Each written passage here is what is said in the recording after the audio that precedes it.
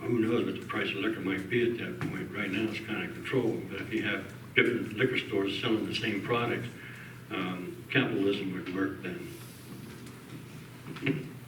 The issue with Liquor Control Board that I have is the question of who benefits from having a control board and who benefits from not having one. And again, it goes back to the issues of who's paying who and who's funding who. And the sad part of it is the idea of a liquor control board, you know, theoretically sounds phenomenal. And when put into proper to work, then it works great. But when you have to start looking at who's paying who and who's patting each other on the back and who's going to benefit from a tax and what private company is going to benefit more than a taxpayer, then I start having issues with that. Mr. Boyer, do you choose to do a rebuttal? Well, one thing that would stop that is if we privatized the liquor stores. They're all going to pay the same amount of tax. Nobody's going to be patting somebody's back. So eliminating a liquor control board would be a plus. Okay, we will now move to question number 23.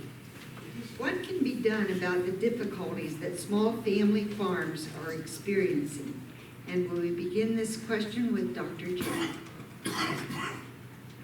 An issue, I think, with small family farms in the state of Pennsylvania is the ability that we are allowing large corporations to come in and purchase and swallow up all the small family farms. And again, it goes back to who's benefiting from this. It's sad. My husband is the grandson of a dairy farmer from a small dairy farm in Kansas. And he was a victim of the same issue with privatization and corporations coming in and purchasing small farms. The fact is there's not a whole lot of support for small family farms in the state of Pennsylvania. And we saw that with the issues of having to have support as a result of some of the administration's decisions to cut funding for family farms.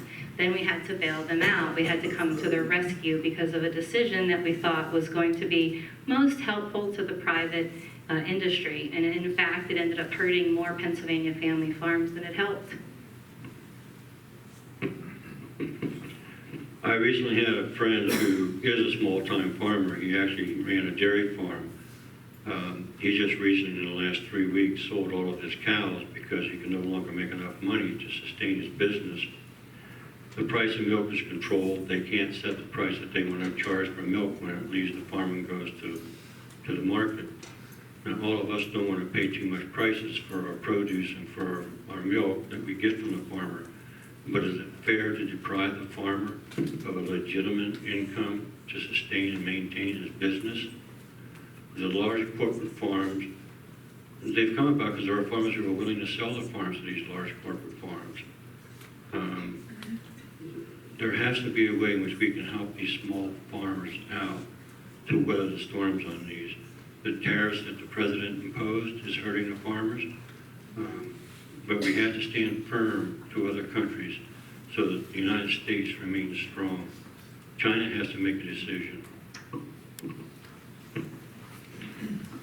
As far as finding ways to support small family farms, one thing is to remove some of the heavy regulations that we have with taxing them, and Claire, pointed that out, especially with dairy farmers, and went to a dairy farming presentation and learned that for the cup of coffee a day, we can help family farms sustain, dairy farmers sustain. 1 cup of coffee. I certainly think that I'd be willing to pay that when it comes to being able to help our family farms. Okay.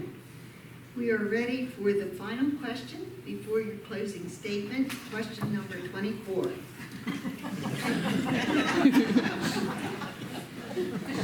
Are they celebrating already? Okay. Let's do question number 24. Then unfunded mandates such as updated voting machines and certain educational initiatives are costly to local governments. As a state rep, how would you try to reduce this burden? And will we begin this question with Mr. Moyer? That's a really difficult question. I don't know if I have a good answer for that or not. The way that we vote today, we vote electronically. We have some areas that still vote by paper. We seem to always find something wrong with the systems that we use. So why do we keep trying to put money out there for systems that don't seem to work? Let's go to a system that we know is going to work properly, and then we can come up with the funding that we need to do that. I was talking to an individual on the radio at WKOK, and he pointed out to me that Snyder County still uses the paper ballot. Our county does not. Which one is better? Whichever one gets the votes counted correctly. I couldn't agree more. When you look at the issue of updated voting machines, the question comes in again, and you'll hear the scare tactic of, well, because we're a rural area, we can't afford it. You as a taxpayer is going to pay more money. The fact is, Governor Wolf has put forth a proposal of $70 million to help pay for this. $70 million that's not going to come from you as a taxpayer. It's reallocated funds, government using their funds appropriately, imagine that. And it's something that's going to save you as a taxpayer money, because you're not going to have to see an increase in your property and personal taxes in order to pay for these voting machines. Voting machines, which, by the way, is a phenomenal checks and balance system and easy when it comes to recounts. It's something we need to take into consideration and make sure that the public understands where the money is really coming from, rather than just saying tax, tax, tax. That's all they want to do. Oh, Lordy, this is the first time I'm going to disagree with Dr. Jen tonight. The $70 million that's coming here is taxpayers' money. It's just coming from a different source. Do I get a rebuttal? Yes. I agree. But, again, it's coming from a different source of proper allocation of funds. It's not being wasted when it comes to where the money is going to be coming from. Again, something that is very frustrating to me is when the taxpayers and the constituents are either not told the truth, misguided, misrepresented. And this is an example when it comes to the budget of what we're told and what we're not told. Unfortunately, we have to trust the media, and that's not always a great idea. We will now begin the closing statements of 2 minutes each, and we will begin with Dr. Jen, followed by Mr. Moyer. As Claire mentioned in his opening statement, we had the opportunity to sit together and speak. Imagine that, a Republican and a Democrat actually talking to each other. I think that's something that's phenomenal. You know, in the 20 minutes we had to talk this afternoon, not only did we learn a lot about each other, but we learned about the problems that are happening in our state legislature. And we found out things about each other and about each other's platforms that we actually realized we agreed upon. And he prepared a statement that he read, and I have a statement prepared that I would like to read.